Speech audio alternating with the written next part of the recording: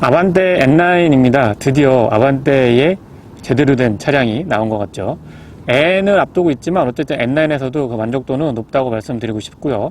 외관에서의 차이점은 범퍼의 디테일이 다르고 또 하단부의 에어스커트도 보다 더 공격적으로 잘 표현을 해주고 있습니다. 헤드램프는 여전히 밝은 시야 제공을 해주고 있고요. 야간에 한번 살펴보실까요?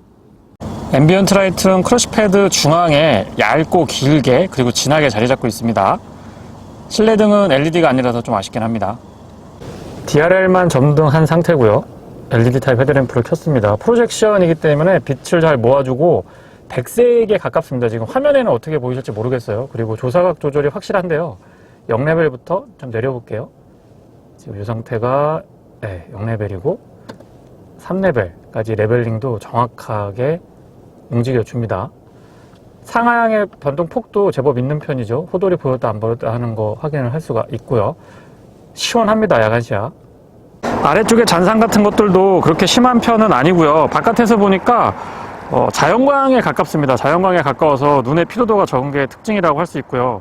광원의 직진성이 좋은 것도 좋은 거지만 딱 모아져가지고 이 쭉 뻗어나가는 느낌이 굉장히 밝게 느껴집니다. 비상등하고 DRL 그리고 상향등까지 모두 다 켠 상태고요. 야간에 점등이 된 모습입니다. 사이드미러 커버 쪽에는 LED 타입의 시그널 포함이 되어 있고요. 광원의 포옥이랑 직진성은 이 정도 각도에서 보시면 제가 왜 자꾸 밝다고 하시는지 아마 공감이 되실 것 같습니다. 테일램프는 LED 타입이고 HTL이라고 하죠. 가운데 길고 진하게 쭉 뻗어 있어서 보기 좋습니다. 못내 아쉬운 점은 보시는 것처럼 사이드 시그널이 그냥 일반 벌브 타입이라서 그 부분은 빨리 좀 N 모델이 나오거나 아니면은 연식 변경을 할 때 LED로 바꿔주셨으면 합니다. 본닛 라인은 위쪽에서부터 아래쪽으로 아주 날카롭게 떨어집니다. 그리고 잘 보시면 헤드램프 본닛의 라인 그리고 뒤쪽에 살짝 보이는 아웃사이드 미러 이쪽에서의 라인들이 정말 일체감 좋고요. 아주 다이나믹하게 쫙 떨어지는 모습이 좋습니다. 다른 현대자동차의 차량들에 비해서 앞쪽이 조금 낮게 셋업이 되어 있죠. N9의 M 배지 선명하고요. 파라메트릭 주얼 그릴이 그 완성도를 높이는 것 같습니다. 스포티하죠. 측면부 바디라인도 좋은 편입니다. 특히나 뒤쪽에서부터 앞쪽으로 쐐기형 디자인은 굉장히 다이나믹한 느낌들 잘 표현을 해주고 있죠. 그리고 소소한 기능이기는 한데요. 이 리모컨에 보시면 홀드 버튼이 3개 있습니다. 맨 밑에 거는 차량의 위치를 찾을 수 있도록 경적을 크게 울려주고요. 두 번째 홀드 버튼은 트렁크를 열어줍니다. 그 다음에 세 번째 중간에 있는 이 홀드 버튼이 원격으로 시동을 지원을 해주는데요. 한번 보여드려 보면은요. 잠고 홀드 버튼 세 번째 거 길게 누르면 지금처럼 시동이 걸립니다. 스마트 스트림 G 1.6 터보 엔진이 장착이 되어 있습니다. 배기량은 1589cc고요. 204마력의 토크는 27입니다. 7단 듀얼 클러치 미션하고 매칭을 이루고 있습니다. 참고로 수동 모델보다 7단 듀얼 클러치 미션을 장착한 차량의 연비가 조금 더 좋은데요. 공인 연비는 12.8, 도심에서는 11.5, 고속도로에서는 14.7입니다.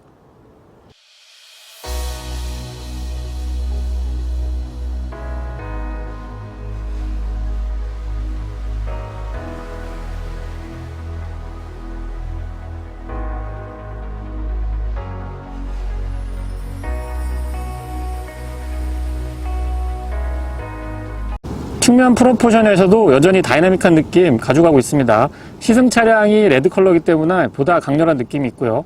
기존의 자동차에서 잘 사용하지 않았던 삼각형의 느낌들을 아주 적절하게 잘 표현한 대표적인 디자인이라고 할 수 있습니다. 휠 타이어는 18인치 사양이고요. 타이어 사이즈는 235, 40, 18입니다. 휠 디자인이 세차하기 좀 편해 보이죠? 아웃사이드 미러 커버가 블랙 하이그로시로 마무리되어 있고요. 뒤쪽에 몰딩도 역시 블랙 하이그로시로 깔끔하게 처리되어 있습니다. 그리고 N9 배지가 앞쪽 팬더의 좌우측에 모두 달려있죠. 사이드 스커트도 바디 컬러랑 조금 다른 컬러를 가져가고 있는데 과감한 라인이 돋보이는 것 같습니다. 조금 더 과감해도 나쁘지 않았을 것 같아요. 주유구는 운전석 좌측에 레버를 잡아 당겨야 되는 방식입니다. 푸시 타입이면 더 좋을 것 같은데 외부에서요. 뒤쪽에서의 안정감 있고 날카로운 느낌들도 꾸준히 이어가고 있습니다. H-테일이라고 해서 야간에 보시면 가운데로 쭉 연결되는 이 테일 램프는 다시 한번 인정해주고 또 칭찬을 해주고 싶고요. 굴곡이 어마어마합니다. 측면에서 보여드리면 굴곡이 굉장히 강하게 깊게 자리 잡고 있고요.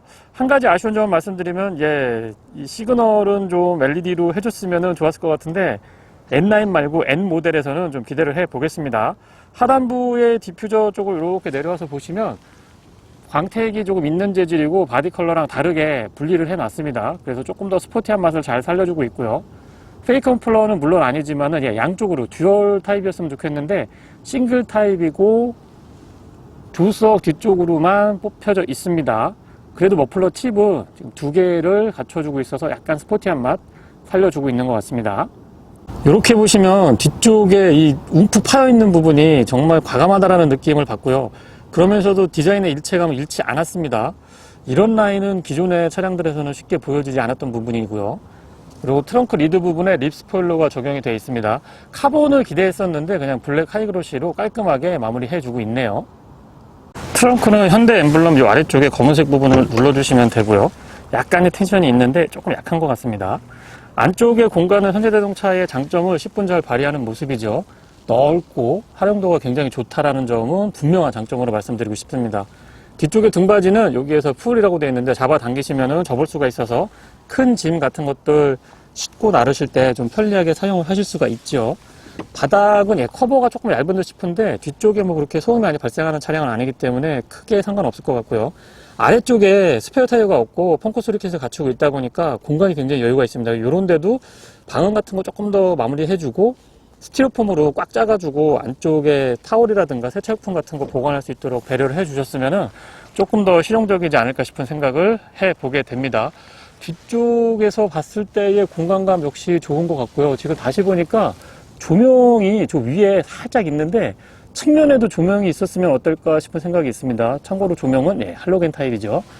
그리고 이 부분은 다시 한번 지적을 드릴 수밖에 없는데 안쪽에 손잡이가 없어요. 손잡이가. 그래서 이 바디를 잡아야 되는데 오염이 있을 때는 손에 지저분한 것들이 묻어서 이런 것들은 빨리 좀 개선을 해줬으면 하는 바람이 있습니다. 실내를 살펴보도록 하겠습니다. 스마트키는 현대자동차의 다른 라인업과 공유하고 있고요. 이 뒤쪽에 N 하나 써 있었으면 좋겠는데 그렇지 않습니다. 아웃사이더도 핸들 뒤쪽에는 스마트키 버튼이 없고 앞쪽에는 음각으로 처리가 되어 있네요. 도어를 열었을 때의 느낌은 블랙 원톤의 레드 스티치, 레드 포인트가 곳곳에 자리 잡고 있다 보니까 확실히 좀 스포티한 맛이 있습니다. 시트 형상도 다르죠. 다른 것보다도 저는 이 핸들만 눈에 들어옵니다. 도어 쪽부터 설명을 드려보면은요. 심플한 디자인은 기존의 아반떼 일반 모델과 같고요. 다만 이제 이 재질이라든가 포인트에서 조금 더 스포티한 맛을 살려주는 것 같습니다. 블랙으로 도장이 되어 있는데 반딱반딱하지 않고 약간 매트한 느낌 아주 좋은 것 같고요. 윈도우 컨트롤은 운전석만 오토로 작동을 합니다. 시트 메모리는 2개까지 가능하고요. 바닥 부분을 보시면 페달은 일반형이 적용이 되어 있습니다. 오르간 타입을 기대했었는데 그냥 일반형에 고무하고 금속이 혼합된 스포티한 이 커버만 채택을 해주고 있습니다. 풋레스트 사이즈 나쁘지 않고 레버 잡아당기시면은 본닛 여실 수가 있습니다. 틸팅 앤 텔레스코픽은 수동 레버 타입이고요. 아반떼 하이브리드에서는 여기에 배터리 리셋 버튼이 있어서 꽉 차 있었는데 지금 N9에서는 이 버튼 하나는 빠져 있습니다. 조사각은 0레벨부터 3레벨까지 조절하실 수가 있죠. 시트는 보기에도 좋아 보이지만 앉아보면은 특히 등받이 쪽이 사이드 볼스터가 많이 키워져 있는 상태이기 때문에 아주 잘 잡아줍니다. 럼버 서포트는 2A 타입 적용이 되어 있고요. 생각보다 이 시트가 몸도 잘 잡아주면서도 이렇게 불편하지 않았던 것 같아요. 안장 부분도 약간 양쪽 끝부분이 날개가 솟아있기 때문에 어쨌거나 홀드하는, 그러니까 몸을 잘 잡아주는 측면에서는 일반 모델하고 확실히 차이가 좀 납니다. 이쪽에 N으로 이렇게 음각 처리 잘 돼 있고요. 헤드레스트 이 끝부분에도 레드 스티치 있지 않았습니다.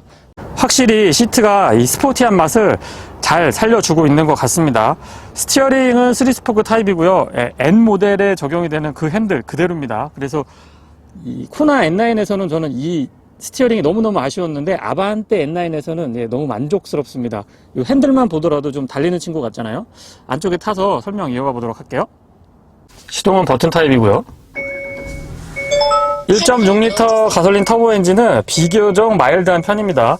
204마력으로 마력이 조금 올라갔지만은 어쨌거나 아이들링 시의 안정감은 그대로 전달이 되고 있고요.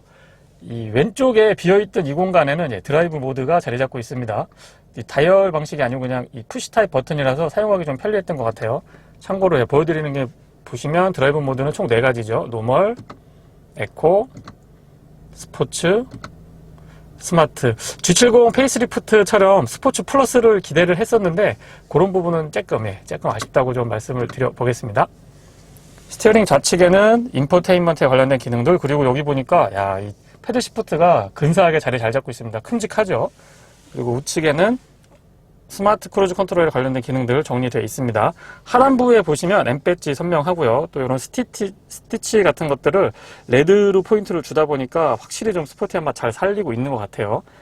타공이 되어 있기 때문에 이 그립감도 좋고 땀이 많으신 분들한테는 도움이 좀 될 듯 싶습니다. 업데이트는 나중에 할게요.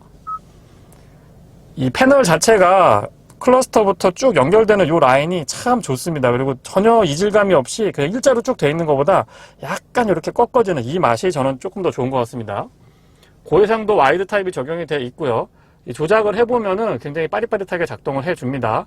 안드로이드 오토, 애플 카플레이 물론 연동이 되고요. 내비게이션 같은 거 메뉴 사용을 해보면은 국내 소비자분들이 굉장히 익숙한 형태의 인터페이스 다시 한번 인정해주고 또 칭찬해주고 싶습니다. 후진할 때 화질 한번 보여드릴까요? 카메라 자체 화질은 나쁘지 않은데요. 어두운 곳에 갔을 때는 조금 아쉬운 점도 발견이 되더라고요. 아래쪽에는 AVM 컨트롤에 관련된 기능들이 약간 이렇게 누워있는데 보기도 좋고 사용하기도 편리했습니다. 공조장치, 다이얼하고 푸시타입 버튼 혼합이 되어 있고요. 오토를 3단계로 이렇게 조절할 수가 있어서 그냥 온도만 조절했을 때 확 하고 나오면은 좀 거부감이 있었는데 이런 디테일은 현대자동차가 잘 해주고 있다고 생각을 하고요. 공기청정 기능도 포함이 되어 있네요. 열선하고 통풍 시트는 각각 3단 조절 가능합니다. 스티어링에 열선도 있죠. 옵션에 있어서는 뭐 아쉬운 게 없습니다. 아래쪽에 보시면 스마트폰 무선 충전, NFC 지원을 해주고 있고 12V 파워 아울렛, USB 단자, USB 충전 단자 순서대로 갖춰주고 있습니다. 기어 노브는 N9, 여기 너무 이쁘네요. 전 스티어링하고 기어 노브 N9 너무 이쁜 것 같아요. 코나는 이 부분만 N9이고 이 스티어링이 N이 아니라서 좀 아쉬웠는데 아반떼 N9에서는 이런 부분 잘 대응해주고 있습니다. 옆쪽에는 파킹 센서 온오프, 그 다음에 뒤쪽 카메라 켜고 끌 수 있고요. 전자식 파킹 브레이크, 오토 홀드 순서대로 나열이 되어 있습니다. 잘 보시면 저는 이런 건 좋은 것 같아요. 기본적으로 우레탄 재질을 두면서 하이그로시, 블랙 하이그로시를 이렇게 이 포인트를 주는 요 정도는 좋은데 너무 막 이렇게 하이그로시가 많으면 그런 부분은 저는 좀 호불호가 갈리는 것 같습니다. 불호입니다. 컵홀더는 오픈 타입인데요. 요게 또 아주 아이디어가 좋죠. 딱 이렇게 끄집어내면 내서 이렇게 돌리면 여기 보면 스위치라고 되어 있는데 전환을 시키면 높이가 달라집니다. 요 정도 높이고요. 다시 뽑아서 돌려서 안으로 쭉 밀어 넣으면 이렇게 깊어지죠. 정말 아이디어 좋은 것 같습니다. 센터 터널 자체가 일체감 있게 이렇게 쭉 올라오면서 뒤쪽까지 암레스트까지 연결이 되는 형태고요. 안쪽에 공간도 나쁘지 않은 편입니다. 조명은 하나 있었으면 좋겠는데 그 부분은 아쉽고 USB 충전 단자는 꼼꼼하게 잘 갖춰준 것 같습니다. 이런데 마무리는 저는 꼭 살펴보는데 많이 좋아졌죠. 조석 수납 공간을 잡아당기는 방식이고요. 딱 적당한 것 같습니다. 모자라지도 넘치지도 않고요. 사용했을 때 편리하고 폭이나 높이 모두 다 좋습니다. 약간 가볍게 열리는 느낌이 있죠. 썬루프는 일반형이 적용이 되어 있는데 파노라마는 조금 아쉽긴 합니다. 근데 실시 강성을 감안을 해보면 뭐 나쁘지 않은 선택이라고 생각을 합니다. 뒷좌석입니다. 유리가 요만큼, 너무 아쉽죠. 요만큼 남습니다. 완전히 쏙 들어가진 않아요. 뒤쪽은, 앞쪽에는 레드 포인트를 줬는데 뒤쪽에서는 레드 포인트가 도어 쪽에는 없습니다. 내포켓 크기 적당하고요. 열선은 창문 쪽에 있고 2단으로 조절이 가능합니다. 바닥 부분도 평평하고 가운데 턱이 이렇게 높지 않기 때문에 무릎 공간과 발 공간은 좋은 편에 속하고요. 생각보다 디자인이 좀 쐐기형 디자인인데 뒤쪽 헤드룸도 잘 갖춰주고 있죠. 헤드레스트도 가운데까지 있지 않았고요. 암레스트는 잡아당기는 방식이고 오픈 타입 컵홀더 2개 마련이 되어 있습니다. ISO 픽스 같은 것들도 기본적으로 잊지 않고 꼼꼼하게 갖춰주고 있고 시트에는 레드 포인트를 줬네요. 이런 벨트가 레드로 착 나오면은 조금 더 스포티했을 텐데 그런 부분은 아쉬운 점으로 언급을 좀 드려보겠습니다. 안쪽에 한번 앉아볼게요. 저는 그렇게 키가 큰 편이 작은 편이라서 크지 않은 편이라서 어떤 차를 타도 다 넓어요. 일단 헤드룸도 저는 여유가 있는데 키가 크신 분들은 조금 좁을 수도 있을 것 같고요. 무릎 공간은 주먹 2개, 3개 정도 여유 있게 들어갑니다. 발 공간은 뭐 아주 좋죠. 휠베이스가 2m 70이 넘기 때문에 이 뒷좌석 공간도 굉장히 여유가 좋은 편입니다. 그리고 뒷좌석 송풍구 마련이 되어 있고요. 아래쪽에 USB 충전 단자 같은 거 하나 마련을 해 주시면 조금 좋을 것 같은데 그 부분은 아쉽고요. 워크인 스위치는 뭐 아반떼 정도에서는 저는 없어도 크게 무리는 없다고 봅니다. 뒤쪽에서 바라봤을 때는 운전석 중심에 전형적인 레이아웃을 갖춰주고 있고, 여기 바가 있는데 생각보다 그렇게 거슬리지는 않습니다. 일반형 모델도 그랬고 하이브리드도 그랬고, 그리고 마지막으로 제가 지금 타보고 있는 N9에 와서도 그런 부분에서는 저는 특별히 불편함은 느끼지 못했고요. 스티어링이 워낙 열일을 해주기 때문에 딱 탔을 때 이 차는 좀 달리는 차구나 라는 느낌을 요 스티어링과 그리고 보이시는 기어노브 요 두 친구가 열일을 해줘서 이 두 가지 포인트에서 확실하게 느낌을 받게 됩니다. 아반떼 N9을 시승하고 있습니다. 204마력의 토크가 27, 거기에 7단 듀얼 클러치 미션이 매칭을 이루고 있는데요. N 파워시프트라든가 리브 매칭 같은 레이싱 고급 기술이 대중화됐기 때문에 조금 더 기대가 됐던 차량입니다. 실제 운행을 해보면 미션에서의 반응이 굉장히 재미가 있는데요. 보통 RPM을 쭉 끌어올리다가 변속을 하게 되면은 RPM이 떨어지거나 아니면 토크가 좀 떨어지기 마련입니다. 근데 그런 부분에서 N파워 시프트나 리브 매칭이 제대로 작동을 해주기 때문에 꾸준하게 토크도 유지해주고 RPM도 유지해주는 아주 재미있는 현상을 경험하실 수가 있습니다. 이 차의 연비는 공인연비가 12.8km 정도로 제 기억을 하고 있고, 고속도로에서는 13km대로 알고 있습니다. 근데 실제 운행을 해보면 생각보다 연비가 많이 좋게 나왔는데요.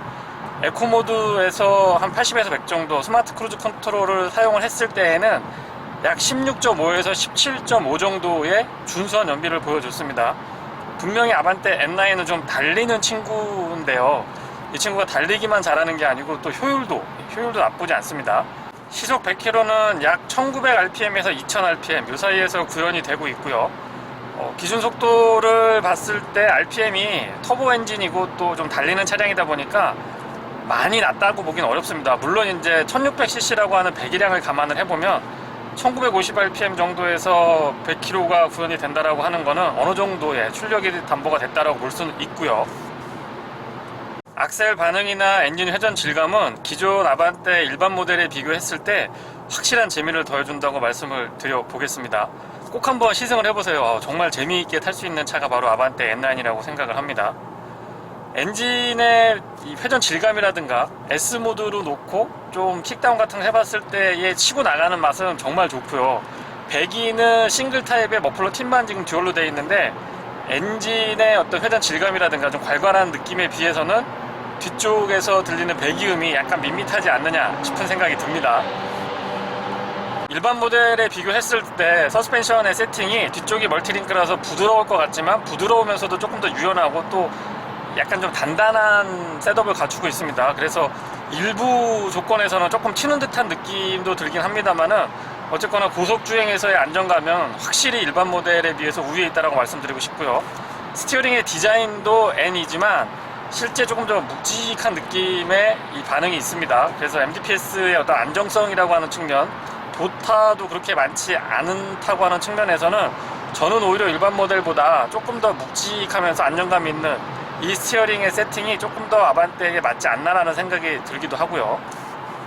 브레이크 반응도 초반부터 담력이 나쁘지 않은 편입니다. 전륜 쪽에 대용량 브레이크가 적용이 되어 있어서 그런 느낌이 오는 것 같긴 합니다만은, 글쎄요, 요 정도라고 하면 저 같은 달리기를 원하는 사람들은 크게 튜닝을 안 해도 될 것 같습니다. 한 3명, 4명 태우고 반복해서 풀 브레이킹 테스트를 해봐도 그렇게 피로감을 느끼다라는 느낌은 저는 받지 못했습니다. 다만 이제 본격적으로 이 차를 조금 더 재미있게 세컨카로 와인딩을 즐기시거나 좀 달리시려고 하시는 분들한테는 순정으로 제공되는 대용량 N 퍼포먼스 키트에 들어있는 그 정도의 브레이크 튜닝을 한번 해보시는 것도 나쁘진 않을 것 같아요. 코너링에서의 안정감, 그리고 약간 기민한 느낌이 드는 이 돌아나가는 이 맛이 일반 모델하고 확실히 좀 차이를 두고 있는 것 같고요. 어떻게 이런 재미를 이렇게 구현을 해줄 수 있을지 다시 한번 좀 칭찬을 해주고 싶습니다. 제가 왜 자꾸 이렇게 칭찬을 하냐면, 일반 주행에서 크게 부담이 없으면서 받쳐줘야 될 때, 그러니까 단단해져야 되고 잘 버텨줘야 될 때 아주 잘 버텨줍니다. 그러면서 이 스티어링은 또 N 퍼포먼스 그대로 들어가 있잖아요. 그러다 보니까 운전의 어떤 다이나믹한 맛을 확실하게 좀 잘 살려주는 듯한 느낌이 들고요. 실제 차가 이 코너링에서 버텨주는 것도 버텨주는 거지만 이 감각적으로 시각을 자극하거나 아니면 청각을 자극하거나 이런 부분들에서 현대자동차가 좀 신경을 쓴 것 같습니다. 사운드 시스템은 보스가 들어가 있는데요. 한번 들어보겠습니다.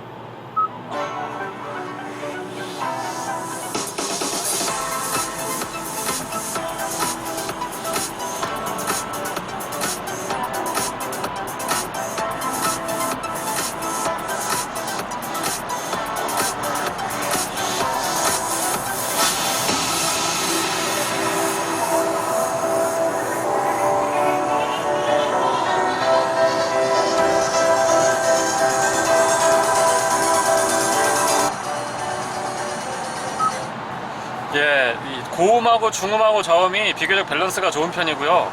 크렐에 비교를 했을 때 저는 보스 사운드를 듣게 되면 고음에서의 찰랑찰랑하는 맛이 조금 더 잘 살려주는 것 같습니다. 앰비언트 라이트 많이들 물어보시는데요. 네, 지금처럼 야간에 보시면 확실히 이쁘긴 합니다. 도어 쪽이 없는 건 조금 아쉽지만 어쨌거나 크러쉬 패드 중간에 가늘고 길게 그리고 진하게 자리 잡고 있기 때문에 물론 컬러 변경도 되고 색상의 밝기까지 조절 가능합니다. 야간의 시야가 굉장히 좋은 편입니다. LED 타입 헤드램프가 빛을 잘 모아주기 때문에 그런 것 같고요. 낮에랑 다르게 야간에 타보니까 조금 이 노면 소음 같은 것들이 도드라지는 것 같기도 하네요. 특히 이 타이어 마찰음 같은 경우에는 글쎄요 100km 정도까지 달리면은 지금 S 모드로 달리고 있는데 스포츠 모드로 달리고 있는데요. 조금 크게 느껴지기도 합니다. 낮에는 그렇게 거슬리지 않았는데 확실히 이 소음하고 진동, 소음 부분은 밤에 이렇게 주행을 좀 해봐야 정확하게 알 수 있는 것 같습니다.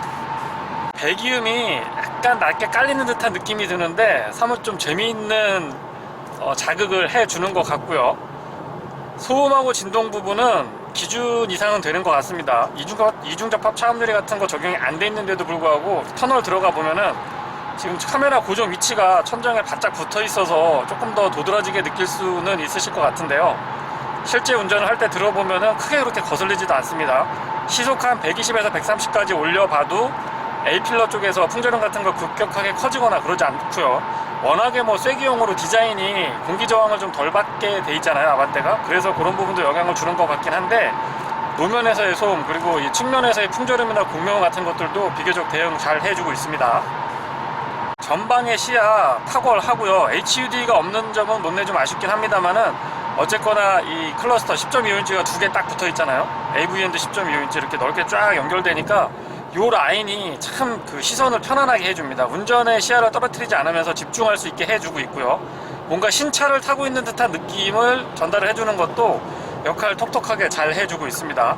소소한 기능이긴 합니다만은 이 터널을 들어가게 되면 실내 내기 외기 순환 모드를 자동으로 전환해주는 것도 좀 센스 있다라고 느껴지고 있고요.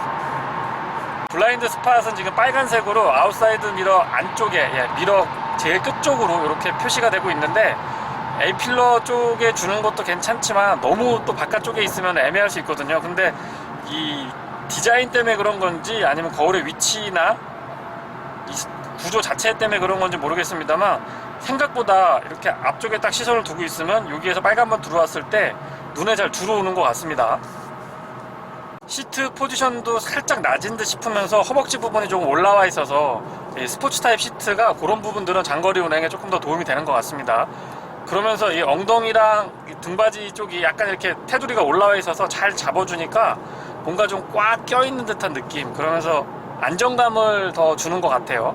근데 보통 이렇게 꽉 끼게 되면은 통풍 시트가 없을 때 좀 답답할 수 있는데 열선하고 통풍이 각각 3단으로 조절이 되고 있기 때문에 그런 부분에서의 답답함도 크게 거슬리진 않았습니다. 일단 전방 시야가 낮은 차체 그리고 쐐기형 디자인에 비해서는 정말 좋은 것 같아요. 드라이브 모드는 총 4가지가 있습니다.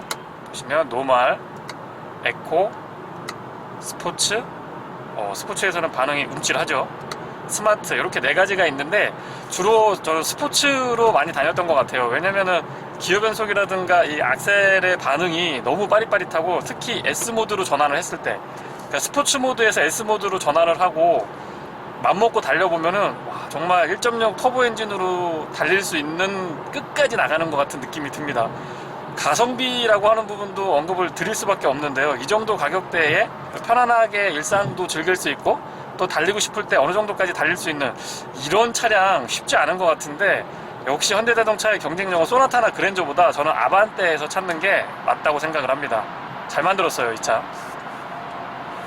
스포츠 드라이빙을 즐기는 걸 좋아하시는데 단단한 승차감이라든가 좁은 실내가 부담스러우신 분들한테는 아반떼 N9 입문용으로 너무 좋을 것 같고요. 또 세컨으로 재미있게 펀드라이빙을 즐기시는 분들한테도 차량 가격 자체도 그렇고, 또 여러가지 튜닝을 했을 때 튜닝 비용도 수입 차량들에 비교를 하면 훨씬 저렴하거든요. 그래서 어떤 그 제한된 범위 안에서, 제한된 예산 안에서 재미있게 운행을 하실 수 있는 차량으로는 적극적으로 좀 추천드려보고 싶습니다. 모드 간의 편차도 비교적 좀 큰 편이고요. 특히나 스포츠 모드에서 이 기어 변속을 드라이브가 아닌 S 모드로 딱 전환을 했을 때에는 반응이 정말 빠릿빠릿합니다. 지금 약간 킥다운 해보면 힘있게 나가는 게 전달이 되는데, 엔진에서도 힘을 쭉 받는 듯한 느낌이 있고, 이 차의 특성이 토크가 떨어진다거나 RPM이 떨어진다라고 하는 것들을 많이 이렇게 느끼지 않게 해줍니다.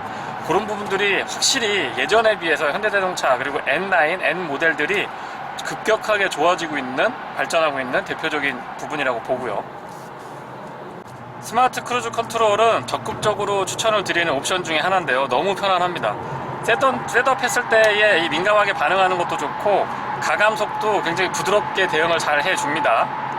그리고 제가 특히나 마음에 들었던 부분은, 이전에 비해서 이 라인에서 끼어들었을 때 갑자기 끼어들었을 때 움찔움찔하거나 좀 불편한 느낌들이 있었는데, 그런 것들을 제어를 잘 해주고 있었고요.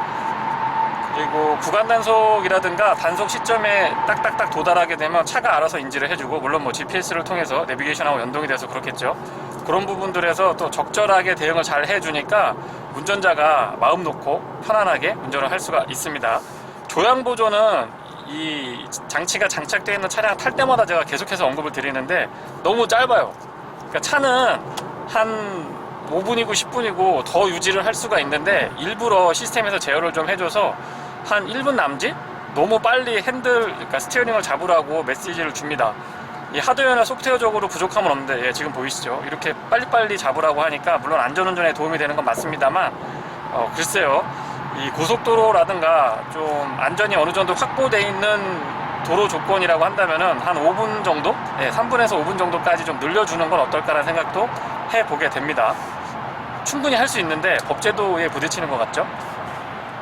차가 또 장점만 있는 건 아니잖아요. 제가 느꼈던 아반떼 N9의 단점 몇 가지 기억나는 거 언급을 좀 드려보면은, 제가 제일 불편했던 거는 이 스마트 크루즈 컨트롤 조정하는 이 버튼이, 사진에서 지금 보이실 것 같은데 약간 가운데가 이렇게 볼록하게 올라와 있거든요. 그래서 가감속 위아래로 조작하는 이 조작 부위가 탁탁 걸려요. 그래서 플러스 마이너스를 해야 되는데 실행하고 잠깐 멈추는 이 기능이 작동이 될 때가 간헐적으로 발생을 해서, 이 스위치 부분은 이 퍼포먼스 핸들은 너무 좋은데, 스위치 부분이 조작할 때 조금 신중하게, 민감도가 조금 있다 보니까 조금 신중하게 해야 되는 거는 살짝 불편했습니다.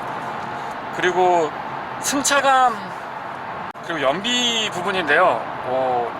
고속도로에서 주행연비는 저는 나쁘지 않았습니다. 그런데 도심주행 연비가 조금만, 지금보다 한 5%? 10% 정도만 연비가 조금만 더 좋았으면은 더 그리고 또 하나의 아쉬운 점은, 일반 모델도 다 마찬가지입니다만, 시그널을 LED로 해줬으면 정말 좋았을 것 같은데, 그 부분은 정말 못내 아쉬운 것 같습니다. 사실 새로 나온 코나도 보면 아반떼랑 비슷하다고 봐야 되겠죠? 가격대가 좀 겹치는 부분이 있으니까. 코나도 LED 들어가 있는데 아반떼 N9이면 LED 좀 해주시면 안 되나 싶고요. 그렇게 한 2가지 정도 제외한다 그러면 딱히 그렇게 단점을 찾기가 어려운 차였습니다. 도심 주행에서 가다서다를 반복하더라도 그 듀얼 클러치 미션 특유의 울컥울컥거림, 말 타는 듯한 느낌이 크게 느껴지지 않습니다. 최근에 현대자동차에서 출시를 하고 있는 차량들의 7단 듀얼 클러치 미션은 도심 주행, 특히 이 가다서다를 반복할 때의 세팅이 나쁘지 않은 것 같습니다. 이 차의 연비는 공인 연비가 12.8인가요? 제가 그렇게 기억을 하고 있는데 도심 주행에서는 11.5로 기억을 하고 있습니다. 참고로 자동 기어, 그러니까 DCT, 7단 DCT를 채택을 했을 때가 수동 기어보다 조금 더 연비가 좋습니다. 도심 주행에서의 공인 연비는 11km대인데 실제 제가 운행을 좀 해봤거든요. 출퇴근 시간대 아주 정체가 심한 구간에서 주행을 해보면은 그래도 두 자릿수는 유지를 해줬습니다. 10.1에서 11.1 그 사이. 간혹 가다가 9km대 초반까지도 떨어지기는 했는데 평균적으로 보면 두 자릿수는 유지를 해줬습니다. 하지만 극단적으로 짧은 구간, 예를 들면은 왕복이 5km가 안 된다거나 뭐 이런 구간에서는 9.2, 9.3 정도도 간헐적으로 체크가 되긴 했습니다만 어쨌거나 평균적인 연비를 도심주행 연비를 감안을 해보면 10.2 정도로 보시는 게 맞는 것 같습니다. 참고로 타이어 공기압은 지금 32에 맞춰져 있고요. 노면이 좋지 않은 도심 구간에서도 생각보다 승차감이 나쁘지 않습니다. 후륜의 멀티링크 서스펜션이 갖춰져 있어서 조금 더 유연하고 부드러운 느낌이 있는데 사실상 이 차는 약간 스포티하게 탈 수 있게끔 서스펜션 세팅 자체가 조금 단단한 편에 속합니다. 그렇다고 튀거나 불편하거나 그런 건 아니지만은 어쨌거나 약간 단단한 느낌이 있는데 그 단단함이 도심에서 주행을 했을 때 허리에 부담감이 온다거나 좀 불편한 느낌이 드는 단단함이 있거든요. 어떤 차들은. 근데 아반떼 N9에서 그런 점들은 느껴지고 있지 않고요. 라이트하게 느낄 수 있는 스포츠 드라이빙? 이 정도로 정의를 하면 아마 이해가 되실 것 같네요. N 파워 시프트하고 리브 매칭이 포함이 되어 있는데요. 물론 7단 듀얼 클러치 미션을 선택을 했을 때 얘기입니다. 도심에서 주행을 할 때 이 두 친구가 협업을 해주다 보니까 어떤 느낌이 있냐면 치고 나갈 때 빠릿빠릿하게 나가는 느낌이 조금 더 배가 된 것 같고요. 또 터보 엔진의 듀얼 클러치 미션 매칭이 잘못되면 말 타는 듯한 느낌이 있거든요. RPM 막 떨어지고 RPM은 유지가 되는데 토크가 떨어지고, 근데 그 두 가지를 아주 절묘하게 RPM도 유지가 되고 잘 떨어지지 않거든요. 토크도 유지가 되고, 그리고 이 킥다운 같은 거 해보면은 저속하고 팍 치고 나갈 때 고속으로 쭉 올라갈 때 그 중간중간에 텀이 발생을 해서 거기에서 약간 좀 버벅거리거나 답답한 느낌들이 전달이 되는 차량들이 있는데 그런 면에서 아반떼 N9은 아주 매끄럽게 그리고 세련되게 세팅을 잘 해준 것 같습니다. 도심에서 주행을 해봤을 때 그런 부분들은 조금 더 운전자를 편안하게 해주고 또 차를 더 신뢰할 수 있게 해주는데 분명히 영향을 주고 있어요. 핸들이 하이브리드나 일반 모델에 비교했을 때 약간 묵직함이 있거든요. 근데 이게 이제 보타가 조금 더 적다라는 느낌도 들고 이 스티어링의 디자인에서 오는 감성적인 품질도 있지만 실제 운행을 해보면 조금 단단하고 묵직한 느낌이 듭니다. 개인적으로 스티어링은 좀 여성 운전자분들은 그냥 가볍고 부드럽고 막 이런 걸 좋아하시는데 남자분들은 이 정도의 무게감이라고 그러면 선호도가 조금 더 높지 않을까라고 예상을 해보고요. 스포츠 모드를 설정을 해놨을 때에는 이 정차 시에 아이들링이 살짝 더 엉덩이를 좀 간질간질 해주는 약간의 진동 같은 것들이 느껴집니다. 대신에 조금 전에 느끼셨는지 모르겠는데 감속을 했을 때에는 웅웅 하면서 팝콘 터지는 소리까지는 아니지만은 어쨌거나 엔진 브레이크가 조금 더 적극적으로 개입해주는 그런 모습들도 보여주고요. 에코 모드로 전환을 하게 되면 아이들링 시에 조금 더 부드럽게 느껴지는 게 있습니다. 하지만 이 출발을 해보면 스포츠 모드에서는 가속 페달의 반응이 굉장히 빠르거든요. 근데 에코 모드에서는 살짝 한 반의 반박자 정도 스포츠 모드에 비해서는 조금 더 부드럽게 출발하는 게 있습니다. 모드 간의 편차는 도심 주행에서도 꽤나 큰 편이죠. 벨로스터 N 모델은 물론 이제 모델 차이가 많이 납니다만은 비유를 조금 해드려 보면은요. 벨로스터 N은 도심에서 타게 되면 자동 기어가 장착되어 있는 8단 DCT가 장착되어 있는 차량도 수동보다는 편했지만은 좀 너무 단단해요. 너무 단단해서 많이 하드한 걸 좋아하시는 분이 아니라면은 좀 피로도를 느낄 수도 있고 사실은 살짝 좀 부담이 되기도 하거든요. 그리고 2.0 터보 엔진이라서 연비가 그냥 눈으로 이 연료 게이지 떨어지는 게 보일 정도로 빨리 떨어집니다. 도심 구간에서는요. 근데 아반떼 N9은 연비도 어느 정도 받쳐주고 이 스티어링의 반응이나 이런 것들은 조금 스포티한 맛을 살려주는데 승차감도 마찬가지고요. 너무 과하게 스포티하지 않습니다. N9을 가장 잘 살린 차가 바로 이 아반떼 N9이 아닌가 싶고요. 완연한 N으로 가기 전에 조금 편안하고 일상에서 부담감 없이 즐길 수 있는 스포티함을 맛보려고 하시는 분들, 그러면서도 연비에도 조금 신경을 써야 되고 실내 공간도 신경을 좀 쓰셔야 되고 차량의 가격 부담은 어느 정도 이하여야 되는 분들한테는 아주 좋은 선택 같습니다. 뒷좌석은 확실히 투션빔에 비해서 유연하다라는 느낌, 부드러운 느낌이 전달이 됩니다. 다만 이제 스포츠형 모델이다 보니까 N9이잖아요. 그래서 세팅 자체가 조금 단단하게 되어 있습니다. 이게 어떻게 전달이 될지 잘 모르겠습니다만 유연한데 단단합니다. 그렇다고 막 하다하게 튀어가지고 허리가 불편하냐, 그거는 아닌데 앞좌석에서 제가 느꼈던 그런 느낌하고 많이 비슷한 것 같아요. 뒷좌석에 앉으니까 오히려 앞에서는 조금 밋밋하게 들렸던 배기음 같은 것들이 약간 낮게 깔리면서 좀 중후하게 부웅하고 떠는 듯한 부밍음 같은 게 전달이 잘 되는 것 같고요. 무릎 공간이나 발 공간은 정말 뭐 너무 좋습니다. 예전에 소나타급이니까요. 2m 70이 넘는 휠베이스를 갖고 있다 보니까 무릎이나 발 공간은 굉장히 여유가 좋은 편입니다. 다만 이제 이 성인 남성이 뒷좌석에 앉았을 때의 헤드룸 공간이 조금 문제가 되기는 하는데 저같이 키가 작은 사람들은 헤드룸도 되게 여유가 있네요. 근데 제가 봤을 때 한 178, 180 정도 되시는 분 중에 아니면은 키가 그거보다 조금 작으시더라도 앉은 키가 많이 크신 분들은 헤드룸 공간이 조금 협소하게 느껴질 수도 있을 것 같은데 어쨌거나 뭐 저는 키가 작아서 예, 저한테는 굉장히 넓습니다. 무릎 공간 좋고 발을 이 교차해서 앉아 있을 수도 있고요. 또 헤드룸 공간도 여유가 있어서 장거리 운행할 때 이렇게 답답하다라는 느낌은 받지 못했습니다. 4인 가족용으로 이 정도 사이즈면은 저는 뭐 크게 손색은 없을 것 같습니다. 다만 이제 뒷좌석에 만약에 카시트를 설치하신다고 하면은 아무래도 좀 전에 말씀드린 것처럼 헤드룸 공간의 여유가 조금 부족하다 보니까 공간에서는 좀 답답할 수도 있을 것 같은데 아이가 조금 뭐 큰 집들, 예를 들면 초등학교 한 고학년 정도 된다라고 하면 카시트나 부스터 필요 없잖아요. 그렇게 해서 4인 가족 이동하시기에는 뭐 예, 이 정도 크기면 제가 봤을 때는 부족함은 없습니다. 네, 이상 준이TV에서 전해드렸습니다. 고맙습니다.